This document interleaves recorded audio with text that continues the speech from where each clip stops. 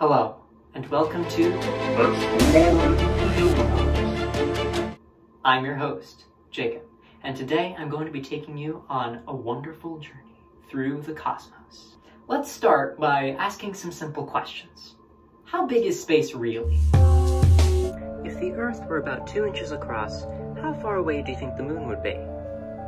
Maybe this far away. Did you think this far away? Try again. It's more like 10 feet away. What if instead of 2 inches, the Earth were only a millimeter across?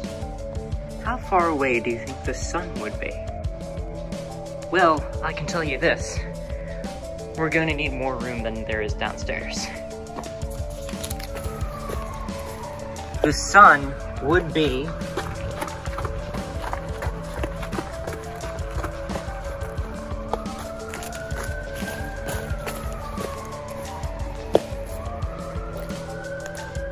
$78 feet away. So what if we took the entire sun and we condensed it to the size of a millimeter? Well, if the sun were a millimeter in size, then the nearest star to us, other than the sun, Proxima Centauri, would be 35 miles away! 35 miles! And that's for the closest star. Keeping that in mind, let's take a look at the galaxy. If the sun were only the size of a millimeter, the entire galaxy would be over 892,000 miles. That's bigger than Greenland. All of Greenland. The thing is, the speed of light's only around 186,282 miles per second, which is really fast, but it's not infinitely fast. Because space is so gigantic, light ends up actually being pretty slow by comparison. Even the sun is 8 light minutes away, meaning that when you're seeing the sun, you're not seeing how it is, you're seeing the light that was emitted from the sun 8 minutes ago. You're seeing it in the past. In fact, everything in space, we're seeing some amount of time in the past. That's why distance in space is measured with light years, the distance it takes for light to travel in an entire year. Let me put it like this. A beam of light could travel around the entire Earth 7.5 times in a single second. But it takes 4 years, more than 4 years, for light to get from Proxima Centauri to the sun. Our galaxy is over 100,000 light years across, meaning that stars on the opposite side of the galaxy, their light takes 100,000 years to reach us. But the question is, how do we measure these gargantuan distances? There aren't exactly very many good landmarks in space. Well, that was kind of a lie. There are. They're called standard candles. Standard candle is a blanket term for objects that we know have a consistent brightness, so that if we see them out in space, we can measure their dimness and thus how far away they are. Well, we've talked about the distance between the Earth and the Moon, the Earth and the Sun and our closest stellar neighbor, and the Sun compared to the galaxy. But what's the size of our universe? Well, that's a bit of a complicated question because the universe is actually growing, constantly. The universe is expanding. How do we know that? Well, there's this little phenomenon called the Doppler effect. If you've ever heard a noisy vehicle like a car or a motorcycle or a train pass you, you may have heard it sound something like this. That's because of the Doppler effect. It's not actually changing pitch as it's going past you, it just sounds like it is. And that's because of relativity, not general relativity in this case. What I mean is that the frequency of the sound wave changes relative to you as the object is moving past. The same thing happens with light. I'm going to need someone to help me demonstrate this. Allow me to introduce you to Larry Lightman. This is Larry Lightman. He's a bright fellow, and he's here to help demonstrate how the Doppler effect relates to light. Did you catch it? Let's rewind. As Larry leaps in front of the camera, the light waves in front of him are being squished relative to us. This is called blue shifting. As Larry leaps away from the camera, the light waves behind him appear to be stretched out relative to us, so the light appears redder. This is called redshifting. We can use the light Doppler effect to measure speeds in space, how fast stars and galaxies are moving toward and away from us. And scientists have found that galaxies overall are consistently redshifted, meaning that they're all moving away from us. And the crazy part is, when they measure the redshift, they see that galaxies closer to us appear to be moving faster than galaxies further away. And because light has a time delay, because of how big space is, that means that galaxies in the past were moving slower than galaxies now. The expansion is speeding up. Why is this happening?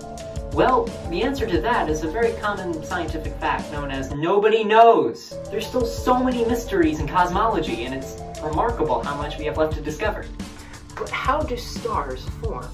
Well, it takes millions of years, but a large cloud of dust and gas called a nebula in space is slowly drawn together through gravity. A denser part of the cloud begins dragging in more pieces of gas and dust from the nebula. And as the cloud becomes more and more dense, it becomes more and more compressed, and eventually it forms a ball. Now this ball, if it becomes hot and dense enough, can begin smashing atoms together. And this process is called fusion. And once that happens, it becomes a star.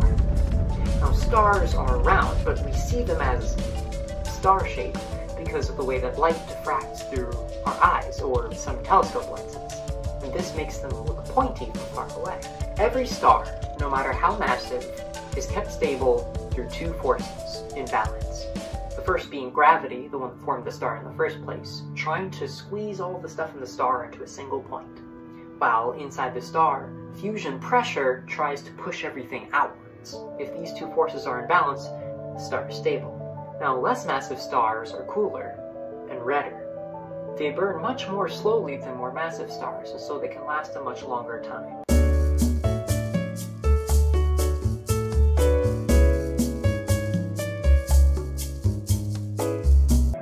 While more massive stars are bluer and hotter. This is kind of like how if you have a big gas-guzzling car versus a smaller, more fuel-efficient car. The more massive the star is, the faster it burns through its fuel. Now, if the star is medium to low mass, like our sun, its life ends not with a bang, but with a whimper. For lower mass stars, fusion pressure wins, where it's not heavy enough to keep its outer layers intact. Once its core is mostly made of carbon, it doesn't have enough energy to fuse heavier elements, and so its core begins to collapse. As the core starts to collapse under its own weight, the outer layers begin to blow away, turning from a regular main sequence star into a red giant star. It's less dense and cooler. This star only has a few million years to live. When this star's outer layers blow away, it becomes a planetary nebula, leaving behind at the center a white dwarf star.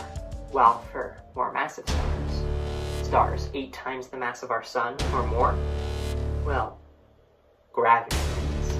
Stars this massive are able to fuse elements as heavy as iron, but once its core is mostly made of iron, their fates are sealed, because iron doesn't work as a fuel source. It takes far more energy to fuse iron atoms together than you can get energy out of them.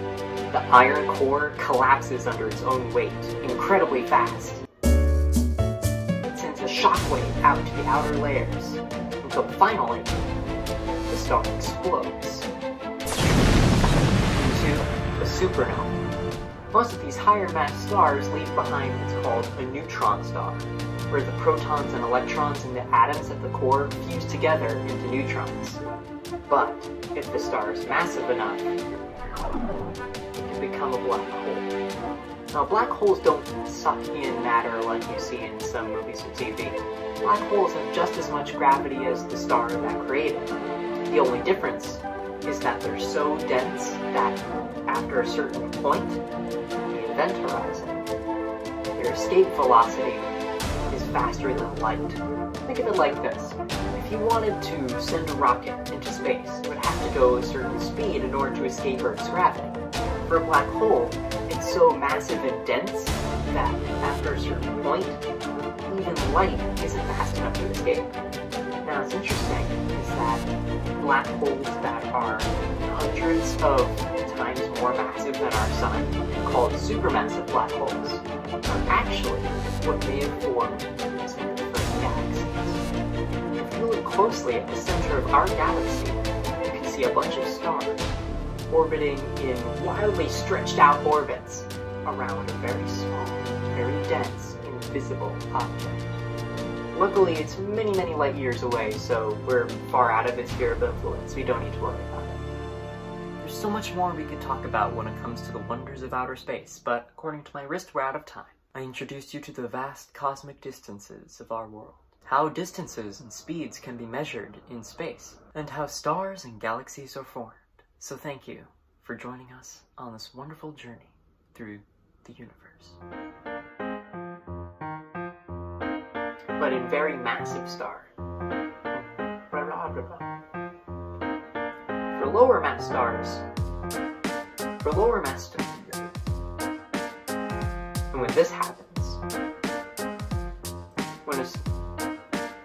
when these stars,